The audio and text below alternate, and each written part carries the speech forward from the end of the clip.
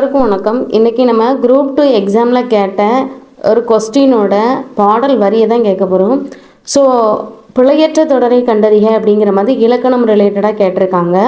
So இதில் ஆடுவு மகடுவு அப்படிங்கிறதுக்கு பொருள் தெரிஞ்சாதான் நம்மளுக்கு கரெக்டான வினை கண்டுபிடிக்க முடியும். ஸோ இதில் வந்தால் அப்படிங்கிறது பெண்ணை குறிக்க, அப்போ மகடுவு அப்படிங்கிறது பெண் அப்படி இருந்தால் தான் வந்தால்னு வரணும்.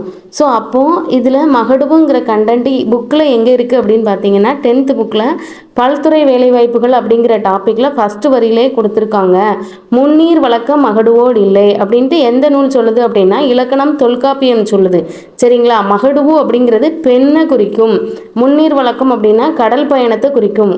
சங்க காலத்தில் கடல் கடந்து பெண்கள் போகிறது இல்லை அப்படிங்கிறத இதில் குறிப்பிட்டிருப்பாங்க. சரிங்களா? ஆண்கள் தான் போவாங்க அப்படிங்கிறத சொல்லியிருப்பாங்க.